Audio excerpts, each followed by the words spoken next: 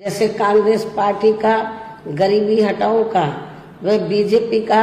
हर गरीब के खाते में 20 लाख रुपए पहुंचाने को लेकर कही गई ये बातें सत्ता में आने के बाद केवल हवाई व खोखली ही साबित होकर रह गई हैं, जिसकी खास वजह से ही बीएसपी ने सत्ताधारी गठबंधन व विपक्षी गठबंधन से ज्यादातर अपनी दूरी ही बना के रखी है। ऐसी स्थिति में अब इन वर्गों के लोगों को, यानी कि कमजोर वर्गों के लोगों को आपसी भाईचारे के आधार पर वे अपना अकेले ही मजबूत गठबंधन बना के या हर मामले में अपनी एकमात्र हितैषी रही पार्टी बीएसपी को ही मजबूती देनी है, तथा जिससे फिर यहाँ कोई भी गठबंधन केंद्र व राज्यों की भी सत्ता में पूरी मजबूती के साथ आसीन ना हो सके, तथा इसके स्थान पर फिर इनकी मजबूत नहीं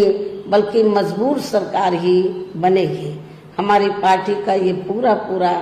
प्रयास होना चाहिए ताकि बीएसपी के सत्ता में ना आने की स्थिति में भी इन कमजोर वर्गों का,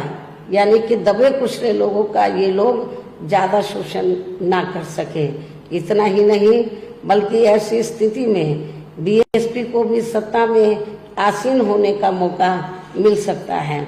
और जब तक हम लोग अकेले अपने बलबूते पर खड़े नहीं हो पाते हैं, इसलिए इन सब बातों को ध्यान में रखकर अब बीएसपी को लोकसभा चुनाव में वहां की रीजनल पार्टियों के साथ मिलकर जरूर चुनाव लड़ सकती है, बशर्ते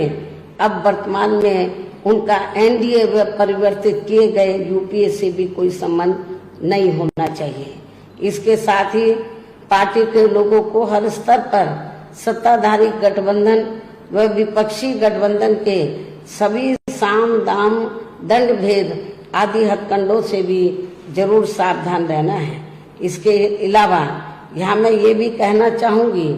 कि देश में लगातार बढ़ रही कमर तोड़ महंगाई, अति गरीबी व बेरोजगारी आदि की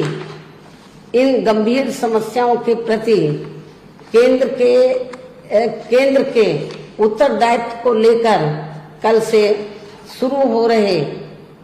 संसद के मानसून सत्र में जवाबदेही का लोगों को काफी बेसब्री से